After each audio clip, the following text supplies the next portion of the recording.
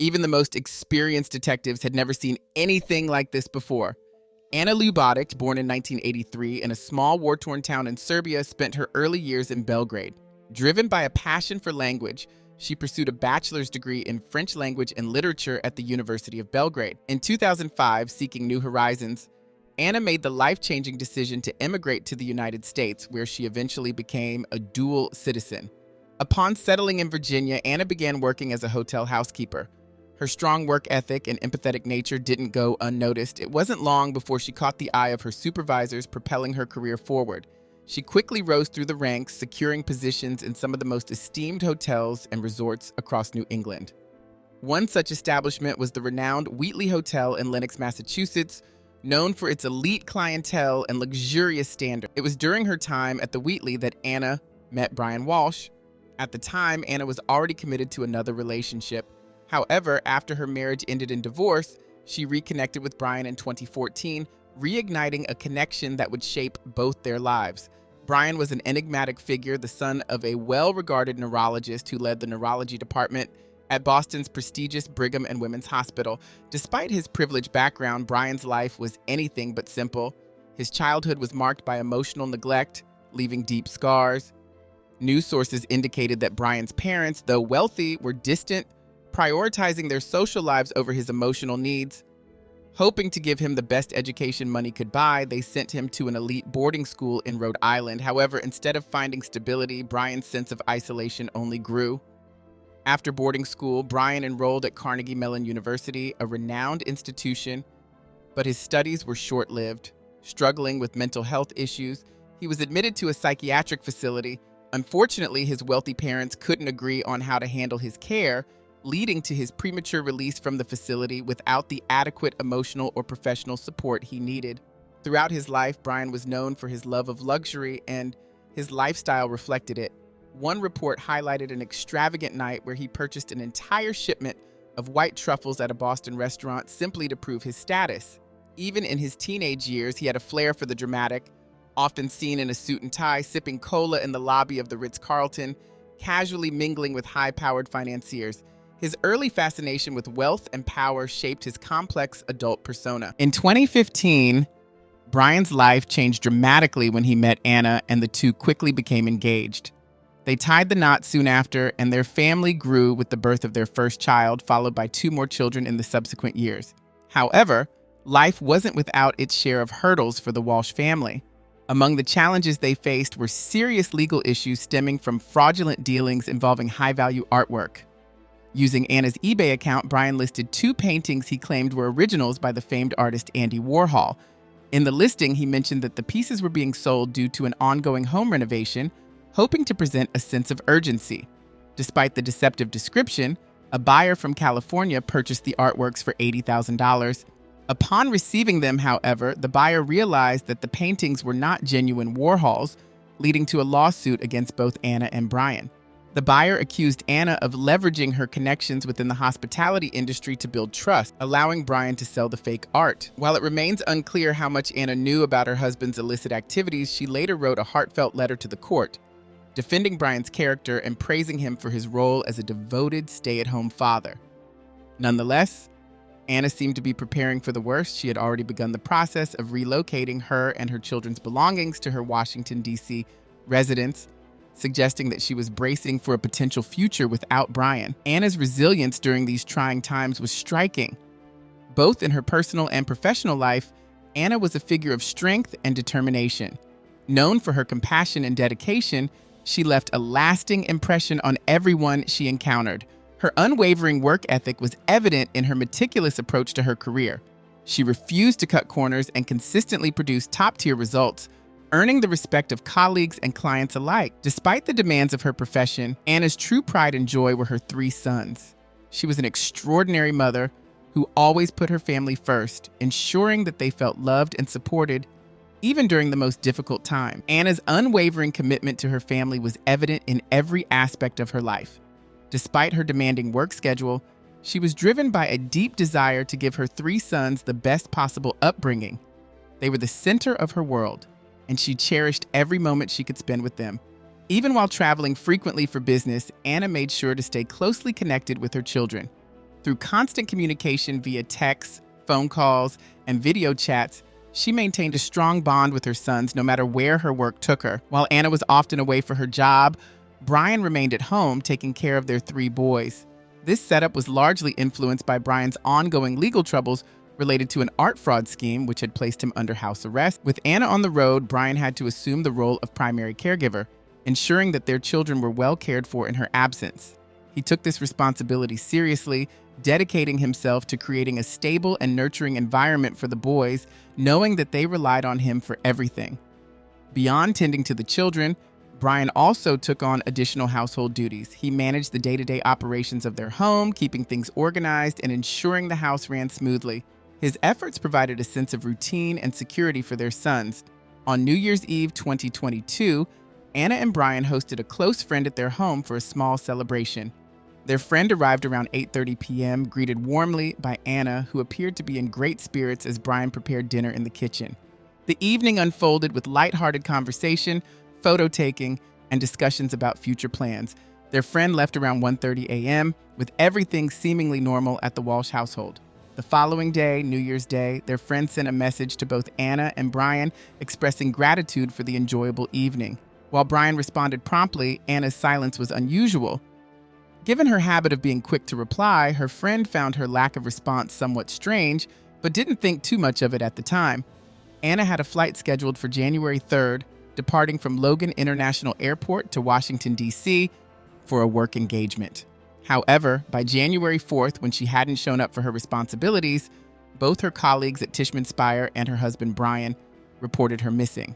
During the initial investigation, Brian informed detectives that Anna had left their house early on the morning of January 1st, 2022, to catch her flight, citing a last-minute work emergency in Washington, D.C. Brian told investigators that Anna had left early in the morning on January 1st, taking a rideshare service to Logan Airport for her flight to Washington, D.C.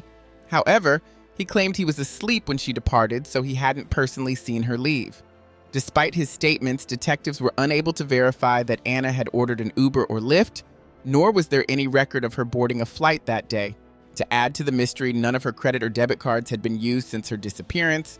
Concerned about her well-being, investigators reached out to their counterparts in Washington, D.C., asking them to check Anna's apartment there. However, no trace of her was found at the property. Back in Cohasset, a full-scale search of the area surrounding Anna and Brian's home was launched. Crime scene investigators, assisted by K-9 units, scoured both the Walsh property and the nearby wooded areas looking for any clue. The search effort was immense, with state and regional police joining forces with local authorities. Over 50 officers were dedicated to the search, deploying various resources to find any signs of Anna. Even divers were brought in to search local streams for evidence. Despite the comprehensive efforts of law enforcement, no clues emerged to indicate where Anna might have gone. The search, which spanned days, left investigators with more questions than answers. Then, 6 days after Anna's disappearance, a surprising twist emerged. A local detective received a ransom email from the account richardwalker9984@gmail.com sent at 5:18 p.m. The sender claimed they were holding Anna hostage, demanding $127,000. The email ominously stated, "We have the so-called Anna Walsh here. She messed up a deal for $127,000, and if she doesn't pay, she'll never be back. We know the FBI and police are involved. Good luck finding us." Oddly, the email provided no further instructions on how to pay the ransom or negotiate Anna's release, leaving investigators skeptical about its legitimacy. While the search for Anna continued, detectives began to focus more closely on Brian, uncovering some unsettling information about his past. In the early 2000s, Brian had approached his parents with a real estate opportunity involving a rundown property in Lenox, Massachusetts. He persuaded his father to invest in the renovation, promising to split the profits once the house was sold.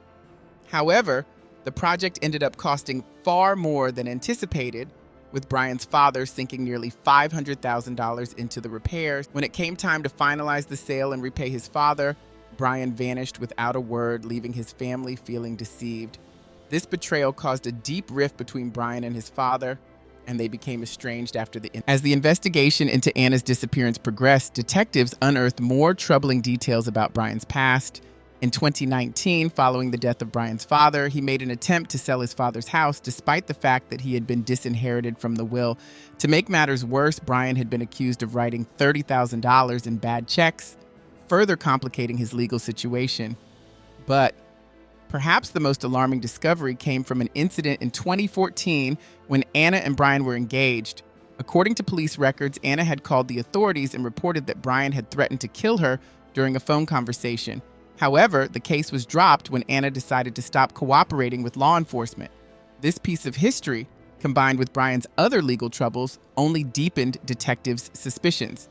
Investigators also reached out to Anna's mother, who was living abroad at the time. She shared a chilling account of her last conversation with Anna, during which Anna had urgently pleaded for her mother to come to the U.S., sensing that something terrible was about to happen.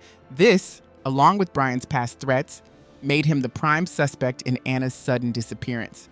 In the days leading up to Anna's vanishing, detectives discovered that Brian had asked his mother to hire a private investigator to track Anna's movements. This decision came after Brian became paranoid when he couldn't reach Anna for 24 hours while she was in Washington, D.C. Convinced that she was being unfaithful, Brian had grown increasingly suspicious. He obsessively monitored her social media accounts, looking for any signs of infidelity. His growing mistrust had reached a boiling point, pushing him to take drastic steps to confirm his fears. During the investigation, detectives uncovered a key piece of information. Anna had been involved in a romantic relationship with a man in Washington, D.C. The man confirmed to the authorities that their relationship was open and transparent, and they had even spent Christmas Eve together. With a solid alibi, the man was quickly ruled out as a suspect. However, the revelation of Anna's affair and the fact that Brian was aware of it provided detectives with a strong motive for his involvement in her disappearance. On January 9th, Brian Walsh was arrested for misleading investigators during their search for Anna. As a result, his 3 young sons, who had been under his care, were placed in the custody of the Department of Child and Family Services, DCFS. Brian pleaded not guilty to the charges, but it became evident that he had provided false information during his questioning. On New Year's Day, for example, he told detectives that he had left his home around 3 p.m. to visit his mother, but claimed he had gotten lost because he had forgotten to bring his cell phone. As the investigation progressed, detectives discovered that Brian's story didn't hold up when cross-checked with the evidence they gathered. He claimed he had stopped at Whole Foods and CVS during his supposed trip to visit his mother, but when security footage from both stores was reviewed, there was no sign of him at either location. Adding to the suspicion, Brian was unable to produce any receipts for the purchases he said he made. This raised serious concerns, prompting detectives to conduct a thorough search of the Walsh residence in Cohasset, Massachusetts. During their search, they uncovered a bloody, damaged knife in the basement. The knife was immediately collected as evidence and sent to the crime lab for forensic testing. Investigators didn't stop there. They executed an extensive search of the entire property, confiscating electronic devices from the home, including those belonging to the couple's children. Among the devices taken were iPads belonging to Anna and Brian's sons. During their examination of these devices, investigators uncovered a series of deeply unsettling internet searches made by Brian between 5:45 a.m. and 7:47 a.m. on January 1st, 2023. His search history included queries such as how long before a body starts to smell, how to stop a body from decomposing, 10 ways to dispose of a body if you really need to, can you throw away body parts, and how to bury a dead body. Additional searches found during that time frame included what does formaldehyde do, dismemberment and best ways to dispose of a body, can identification be made from partial remains, and how long before someone can inherit if missing. Brian also looked up practical, albeit chilling information, including how to clean blood from a wooden floor, can you be charged with murder without a body, luminol to detect blood, and is it better to throw away crime scene clothes or wash them? Investigators' concerns grew even deeper on January 2nd, 2023, when CCTV footage showed Brian visiting a local home goods store where he was seen purchasing 3 rugs. That same day, additional disturbing searches were found in his Google history, such as can you identify a body with broken teeth? Each new discovery pointed toward Brian's potential involvement in something far darker than anyone had initially imagined. On January 2nd, investigators obtained security footage from a Home Depot showing Brian Walsh pushing a cart loaded with an array of cleaning supplies. The items he purchased included mops, brushes, tape, baking soda, goggles, face masks, tarps, drop cloths, and rubber gloves amounting to approximately $450.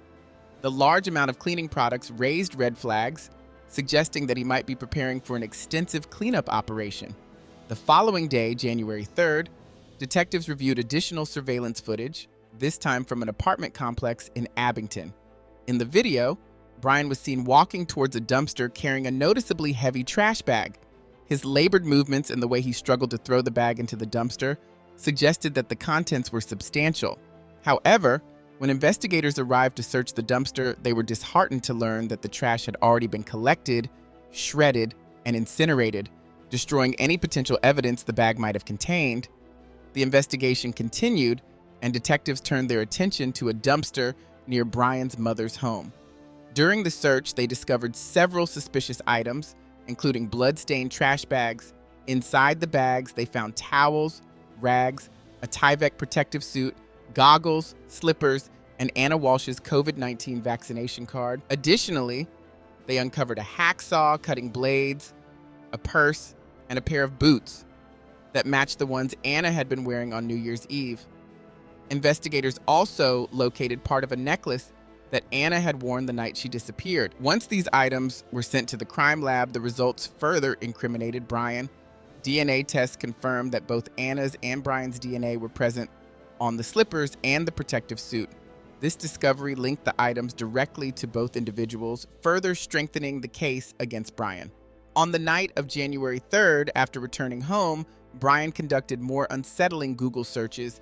These searches included queries such as, what happens to hair on a dead body? What is the decomposition rate of a body in a plastic bag versus one found exposed? And can baking soda help eliminate body odor? The contents of these searches provided yet another layer of evidence pointing to a deliberate and calculated effort to conceal something sinister. The disturbing nature of Brian Walsh's internet searches further solidified the detectives' suspicions that he was considering how to dispose of Anna's body. Their investigation expanded to a local trash transfer station where they uncovered bloodstains, intensifying concerns about Anna's fate. On January 18th, more than 2 weeks after her disappearance, Brian Walsh was arrested once again, this time facing charges of murder and illegal disposal of a body. According to the prosecution, Brian had allegedly killed his wife, Anna, by violently beating her to death. After the murder, prosecutors claimed that he dismembered her body and attempted to dispose of her remains in various illicit ways. The mysterious circumstances surrounding Anna's disappearance captured the nation's attention, dominating media coverage in the U.S. The case also drew international attention, prompting the Serbian Ministry of Foreign Affairs to intervene on behalf of Anna's mother, who still resided in Serbia. The Serbian Consulate General in New York actively communicated with the Norfolk District Attorney's Office to keep Anna's mother informed of the investigation's progress. In a separate legal matter, Brian Walsh was sentenced to a 37-month prison term in 2024 for an unrelated art fraud case. During the summer of the same year, prosecutors informed the public that they were still awaiting DNA test results on several key pieces of evidence related to Anna's case. Despite the delay, the prosecution expressed confidence that these results would soon arrive, potentially furthering the case against Brian. Complicating the legal proceedings, Brian's defense attorney resigned from the case. The attorney cited personal and professional reasons, stating that he could no longer provide effective representation for his client. As a result, Brian's defense was transferred to a seasoned public defender, Larry Tipton, who specialized in criminal cases. The transfer of representation necessitated a comprehensive review of the case. Larry Tipton faced the daunting task of reviewing over 1,000 pages of discovery material. This included evidence, witness testimonies, and forensic reports, all of which he needed to analyze in order to craft a viable defense strategy. The volume and complexity of the case presented Tipton with significant challenges, but his extensive experience in criminal defense gave him a foundation for navigating such a high-stakes legal battle. In January 2023, psychotherapist Dr. Robbie Ludwig appeared on News Nation to offer her perspective on the troubling case of Anna Walsh and her marriage. While Dr. Ludwig had never treated or personally known either Anna or Brian Walsh, she provided her insights based on her professional experience. She speculated that Anna might have been in an abusive relationship, potentially facing significant danger. Dr. Ludwig theorized that Brian could have felt threatened by Anna's success. particularly her financial achievement. This disparity may have aggravated any existing mental health struggles Brian had, including anxiety, depression, or underlying anger issues. According to Dr. Ludwig, the pressure of not being the primary breadwinner and seeing his wife thrive could have deepened his insecurities, fueling a sense of loss and fear. She suggested that Brian may have felt that he was losing control over his life, his marriage, and his family, including their 3 sons and their home. During her appearance on News Nation, a photo of Anna Walsh posted on her Instagram before she went missing was shown. In the image, Anna had a visible injury, a cut near her eye, along with a bruised lip. She had captioned the image, mentioning a mild concussion and using the hashtag vulnerability. However, there was no evidence directly linking Brian to her injury. As the investigation into Anna's disappearance continued, her family and friends grew increasingly desperate for closure. They wanted to give her a proper burial, but due to the ongoing investigation and lack of definitive answers, they were unable to do so. Without resolving the mystery of her disappearance, any formal arrangements for Anna's funeral had to be postponed. Anna's loved ones were left in limbo, hoping for justice and the chance to honor her memory.